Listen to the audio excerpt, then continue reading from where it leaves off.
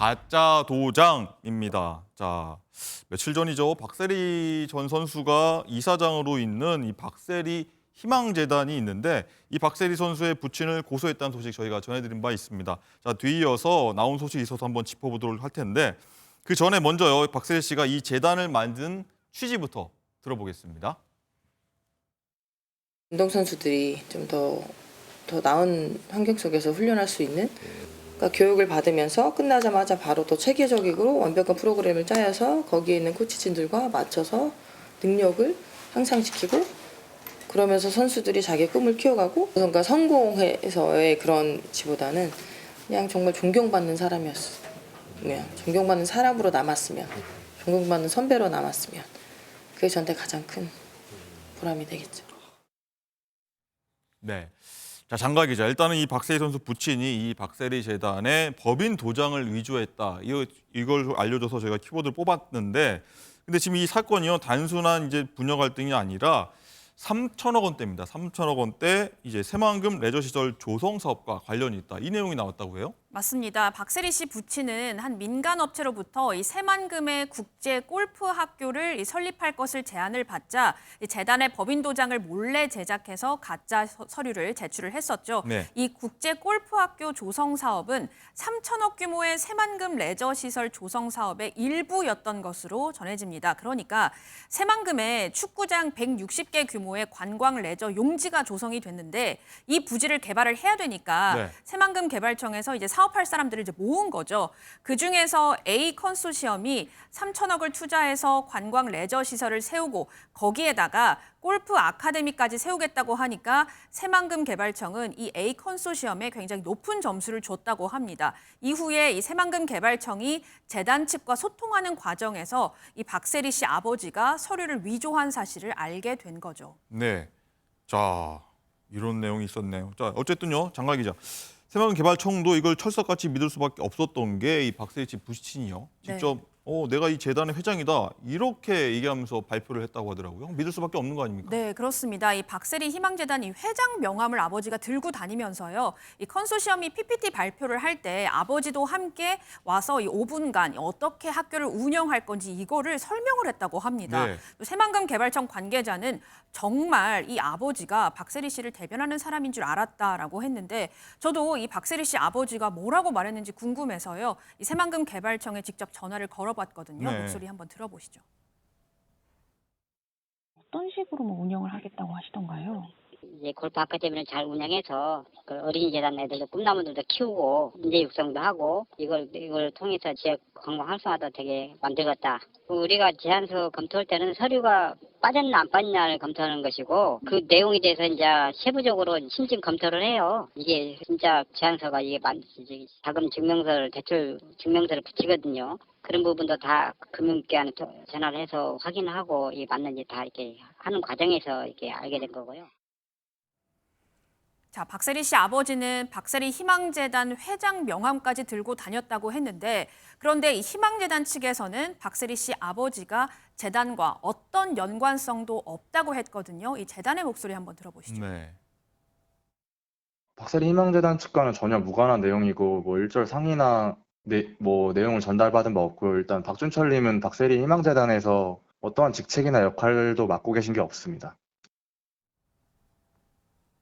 네, 장가 기자 꼼꼼하게 취재를 해서 저희가 이해가 굉장히 되는데, 자, 임주혜 변호사님, 네. 그러면 박세리 씨 부친 아버지 왜 이렇다고 합니까? 이 사건을 좀 거슬러 올라가 보자면요. 3천억 원 규모의 레저 조성 사업이었습니다. 그 규모가 어마어마하죠. 레저 하면 또 우리나라 골프 인기가 매우 높잖아요. 거기에 골프 사업으로 컨소시엄 중에 한 업체로서 참여를 하게 되는데 골프라고 했을 때 우리나라에서 실력, 인지도 모든 면에서 가장 뛰어난 선수가 바로 박세리 선수이기 때문에요. 맞습니다. 실제로 어떤 우선 협상자로 지정이 되거나 사업을 운영함에 있어서 박세리 선수 이름이 들어간다면 이 사업 성공 확률 높아질 수밖에 없잖아요.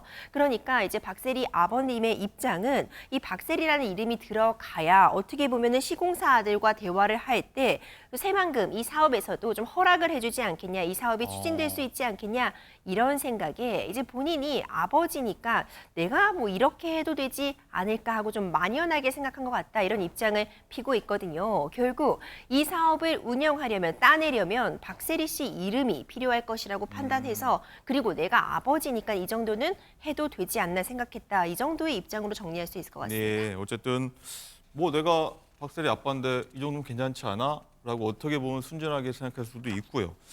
어쨌든 이제 지금 정부 사업이 완전히 물거품 된 것 같은데 비용 손실도 뭐 아까 3천억 얘기하는데 이게 물거품 됐다고 하면 어마어마할 것 같은데요? 그렇죠. 앞서 기자님께서 정리해 주신 것처럼요. 6개 콘소시엄이 일단 우선 협상자로 지정이 되어가지고 이제 사업을 진행하려고 하는, 막 시작하려고 하는 단계에 불과하긴 했습니다.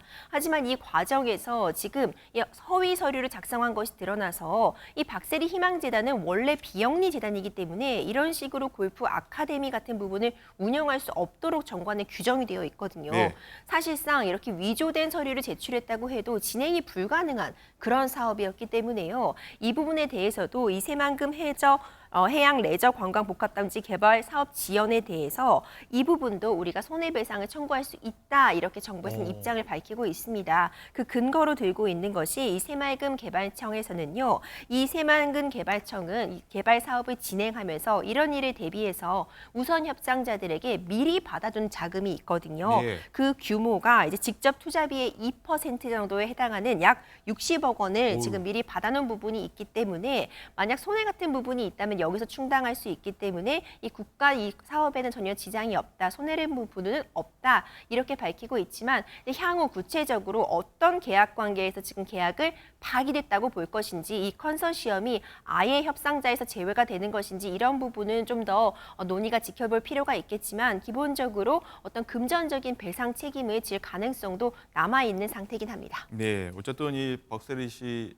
부친 그리고 박세리 씨가 이사장으로 있는 이 재단 간의 어떤 고소전이다 보니까 뭐 이 부녀 갈등으로 보는 시각들이 있거든요. 어쨌든 이 과거 부녀가 그래서 방송에서 했던 인터뷰들도 되게 재조명되고 있다고 해요. 그렇습니다. 일단 기본적으로 이번 사안은 박세리 씨와 박세리 씨 부친의 어떤 개인적인 소송전은 아닙니다. 네. 앞서 말씀드린 것처럼 지금 박세리 씨 명의의 도장이 도용됐다기보다는 어쨌든 박세리 씨가 이사장으로 있는 박세리 희망재단 명의로 어떤 서류가 제출이 되었고 이 재단에는 이미 이사회를 통해서 의사결정이 이루어지고 있는 구조이기 때문에 이 과정에서 박세리 씨가 어떤 식으로 의사결정에 참여했는지는 우리가 알 수 없겠지만 난 기반적으로 할 수 없는 이 재단에서 할 수 없는 일을 부친이 행하였고 이 부분에 대해서 고소가 진행이 되었거든요. 네. 하지만 어쨌든 박세리 씨가 이사장으로 있는 그런 자리이기 때문에 이것이 자칫 잘못하다가는 부녀 간의 큰 싸움이 되는 것이 아니냐 이런 이야기도 나오고 있거든요. 네. 과거 인터뷰들을 보자면요. 박세리 씨가 굉장히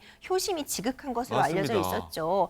박세리 부친도 이제 예전에 인터뷰에서 하고 싶은 많은 운동 중에서 골프를 시킨 이유는 그래도 막연하게 이 골프가 가장 어떻게 보면 좀 수익성이 되는 뭐 돈이 되는 운동이라고 생각했다라고 했던 굉장히 예전 인터뷰도 돈이 될 거라 있었고요. 생각해서 했다. 그렇죠. 골프를. 그리고 박세리 씨도요. 2009년 한 매체와의 인터뷰에서 돈 관리에 대해서 이제 미국에서는 전문 업체에 맡겨서 하고 있지만 한국에서는 부모님에게 맡겨서 하고 있다. 이 부모님이 어떤 돈 관리에 대해서는 본인이 이러쿵저러쿵 말하고 싶지 않다. 나를 위해 늘 헌신하셨던 점을 잘 알고 있기 때문이다. 또 이렇게 말을 남기기도 했습니다. 네. 또 최근에는 한 예근 프로, 벌써 10년이 넘었네요. 예전에 예능 프로에 출연해서도 자신이 받은 상금들을 부모님의 빚을 갚는 데 썼다. 이 빚이 다 내가 운동하기 위해서 지셨던 빚이기 때문에 내가 갚아드렸다. 이런 효심 어린 발언을 하기도 했었습니다.